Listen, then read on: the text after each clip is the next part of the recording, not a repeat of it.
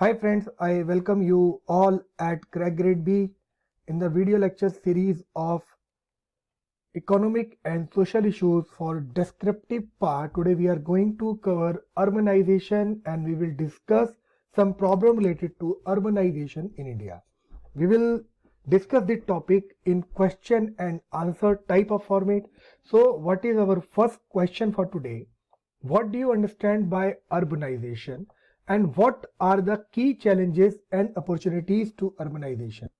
So when you are going to face these types of questions, the first thing you will do, in my previous video, I have told you that you will start writing your answer by giving introduction, body and conclusion. So if we see that this question is asking you that what is the urbanization, then in this case you will give first the definition of the urbanization and then the challenges and opportunities to the urbanization. This is the hard part of this question. So first we will see urbanization refers to the population shift from rural to urban areas. Then the decrease in the proportion of people living in rural areas and the way in which societies adapt to this change. So it is predominantly the process by which towns and cities are formed and become large as more people being living in working in center areas. So this is showing the introductory part and it is covering the it is defining the what is do you understand by the urbanization. Now we will come to the part, the challenges and opportunities to the urbanization. First, I would like to tell you that while you are facing these types of questions, from where you will gather data for giving answer of these types of questions, your source will be Yojana, Kurukshetra and some editorial from the well-known paper like Indian Express or The Hindu. Now, the challenges and opportunities to urbanization are, the first we will discuss about the United Nations World Urbanization Prospectus Report 2018. We will take some data that around 34% of Indian populations lives in city. It is the current situation according to the 2018 report and an increase of about 3 percentage points since 2011. It means 3% of growth in urban cities was found since 2011. Now, what is the future prospectus? By 2031, it is expected to grow by another 6% and by 2051, more than half of the nation's population will be living in cities. So it is a challenge. Right now 34% and it is growing at 6% and up to 2015, this figure is going to become 50%. So such a surge possesses significant challenges in terms of demand for basic infrastructure services such as water supply, sanitation, wastewater management and solid waste management. We will talk about some important facts. For example, at present, cities contribute only 65% of the country's GDP. It is a great figure and rest of the figure is coming from the rural area, that is 35%. And which is likely to go up to 70% by 2030. Now, according to the McKinsey Global Institute. So in view of this, basic infrastructure will play a vital role in enabling the cities of adequately provided civic services to improve quality of life. I mean to say is that if this figure is increasing from 34% to 50% in upcoming 20 or 25 and 30 years, then the challenges of water supply, sanitation and wastewater management is going to be increased. in upcoming future, in upcoming 25 and 30 days, 30 years. Now the challenges as per the census, we will take some reference from the census 2011. 70% of urban household has access to water supply and only 49% has access to water supply within premises. It is a big challenge. And the second challenge is due to lack of adequate treatment capacity and partial sewerage connectivity, 65% of the wastewater is being discharged untreated into the open drains. So this is also a big challenge. We are taking this figure according to the census 2011. Now we are in 2021, and if we talk about the 2030, these figures will also rise. If we talk about water and sanitation program of the World Bank 2011, it estimated that total annual economic impact of inadequate sanitation in India is amount of loss of 2.4 trillion in 2006. I will explain this figure. If you will not take care of your water and sanitation process, then you will become ill. And if you will become ill, then you have to spend some money on your health. If you are not good enough to work, then it is also going to affect GDP of the country, because you are spending your money on health and you are also not working. So in terms of work, you are contributing GDP, it is also giving some type of loss to our GDP. So this figure comes from this. So which was equivalent to the 6.4% of GDP. It is a huge loss. So this is the big challenge to our urbanization in India. If we remember that what is our Sustainable Development Goal 6? If we talk about the particular 6.1 and 6.3, then it is the target by 2030 achieve universal and equitable access to safe and affordable drinking water for all. If the urbanization in India will grow at 6%, then it is also going to be the big challenge, and the target of 2030 under the Sustainable Development Goal 6 for achieving universal and equitable access to safe and affordable drinking water for all is going to be loose. I mean to say here is that we are not going to achieve this target by 2030 if we are not paying any heed towards these challenges in India. So these are some challenges. I have taken more fact and we have taken some more data from various reports. So while you are writing your answer in this format, it is good to give some fact and some punchline while you are writing your answer. So it was the first question. Now the second question, what are the social effects of the urbanization? There are many social effects of urbanization. We will start with family and kinship. So we all know that the persons generally come from rural area to urban area. And we all know that in urban cities, generally we got the family, nucleate family. And in rural area we found joint family. So what is the reason behind this? Actually, urbanization affects not only the family structure but also inter-family relation. What do you mean by this? Because the old relationship is going to replace with the new relationship.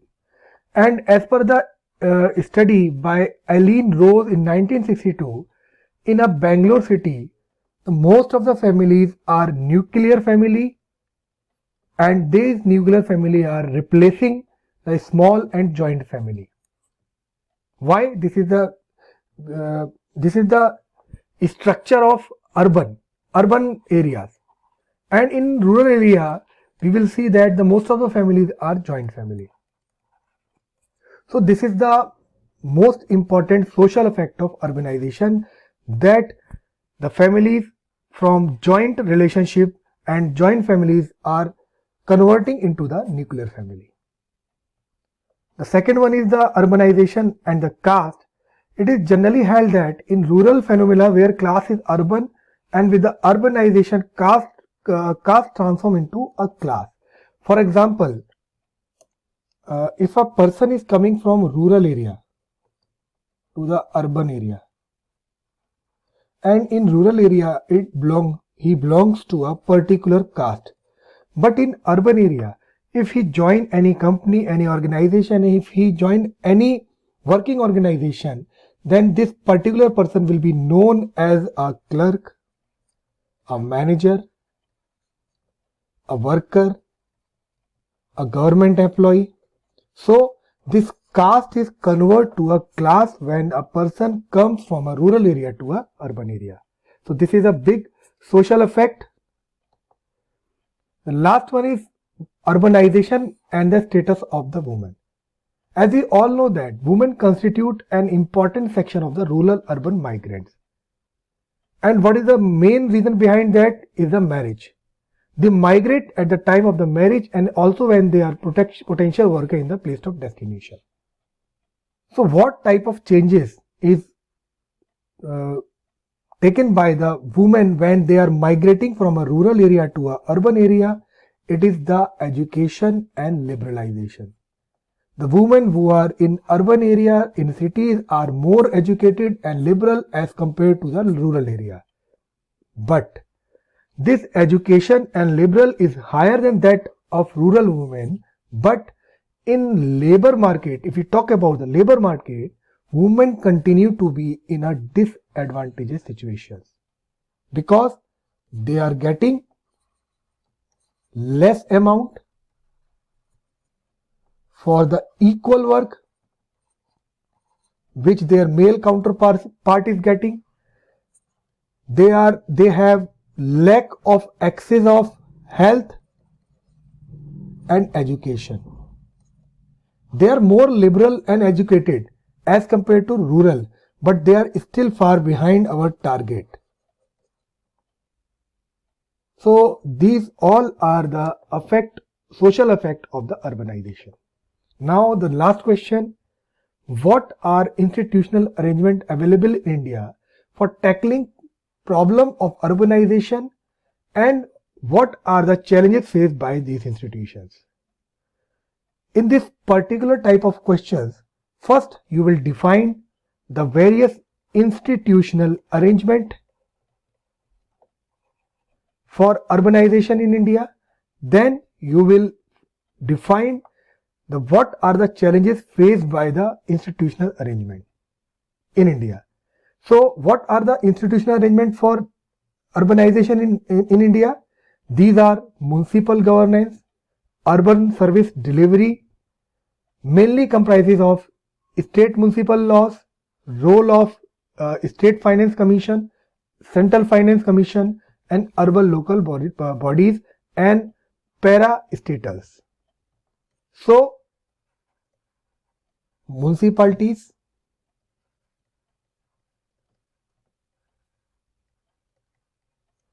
urban local bodies, these are some institutes arranged to tackle the problem of urbanization. Why? Because these municipalities and these urban local bodies are giving basic amenities to the urban people like sewage, water, sanitation. So all the problems are taken care by all the institutions. So these are the institutions which are available in India to tackle the problem of urbanization.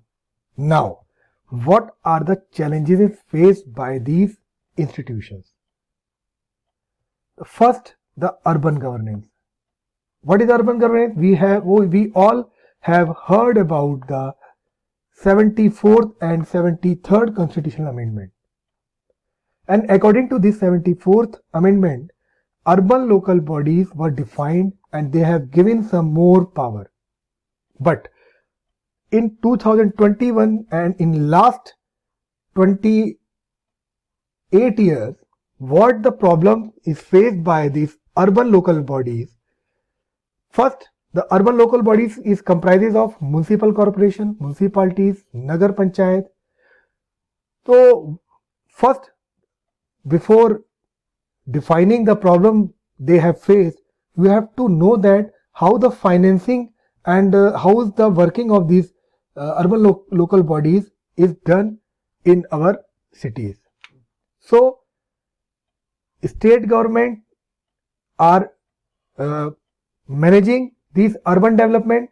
So for this, urban local bodies need a clear delegations of functions, financial resources and autonomy.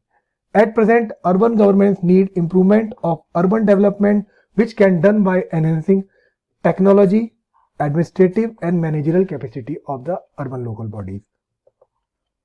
Urban local bodies have a certain governing structure. It is governed by a chief engineer, then some additional chief engineer, ACE, then there are more staff which are working under these urban local bodies. But if we talk about the technology, these urban local bodies are lag behind the current technology in India. So this is the problem of urban governance. Now if we talk about the planning is the most important part of this institutional arrangement. In planning part, we will talk about the only 2 points. The first is decentralization and the second is professional. Decentralization means you have to give more power to these urban local bodies while they are planning. Nowadays, the planning is done by the state planning board and commissions, and at national level, before amendment, it was done by the planning commission, now the Niti Aayog. So after decentralization, all these institutions need more amendment, need more decentralization to give the better planning by the urban local bodies. And in professionalism, we are lacking behind in professionalism. Why? The urban local bodies are working on the old structure. They need some technical persons. They need some more engineer. Then in a short, we can say that they need some innovation and they need some more professional staff to tackle the problem of urbanization. So in planning, we need only decentralization, we need only professional staff. While we improve these two factors, then the planning process will be improved in these urban local bodies. Now we comes to the part of finance. First we will see that what is the source for municipal revenue. There are two sources, the municipal own revenue and the second is the assigned revenue which they get from the state government. So municipal own revenue are generated by the municipal own through taxes and fee levied by them, and assigned revenue are those which are assigned to local government by the higher tier of the government, that is state. But what is the problem faced by them? The major challenges of revenue generation with urban local bodies is that this problem can be analyzed from two perspectives. The first perspective is state have not given enough autonomy to urban local bodies to generate revenue. And the second, in some case, the urban local bodies have failed to utilize even those taxes and fee power that have been vested with them. I will explain both these perspectives. For example, state government has not given more power urban local bodies to further revenue generation. That's why the urban local bodies are struggling for finance. And in case of second, the state government has given some power to levy some taxes, to gather some fees, but urban local bodies are not utilizing their full potential to collect these taxes. So there are two problems which are faced by the urban local bodies in terms of finance. Next, how this finance situation can be improved. According to the Finance Commission, State Finance Commission, state should devolve the taxes to the urban local bodies for revenue generation. So, the poor collection property taxes, use of geographical information system to map all the properties in city can have a huge impact on the assessment rate of properties that are not in tax net. Here, I want to say you that with the help of the technology, these urban local bodies should improve their tax collection and should improve their revenue generation. How these revenue generation can be broadened and can be increased? The urban local bodies should charge fee for water supply, sewerage and garbage disposal. For example, the garbage collection is going to be held at door as per the Swachh Bharat mission.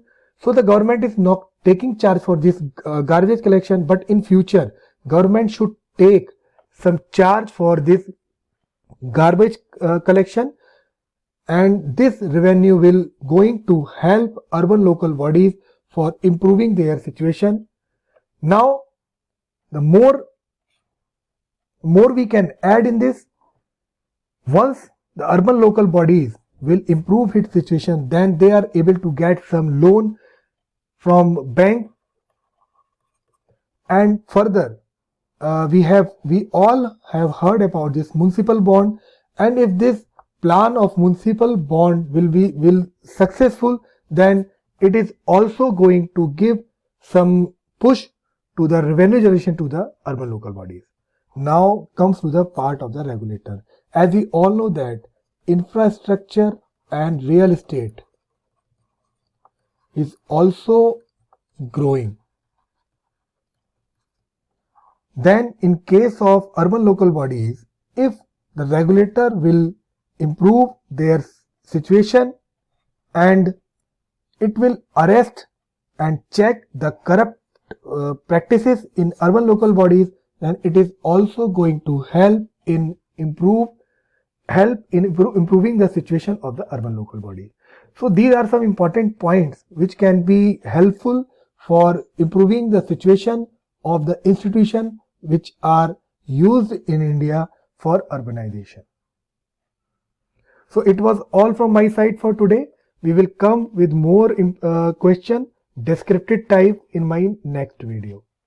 Till then, happy learning and thank you.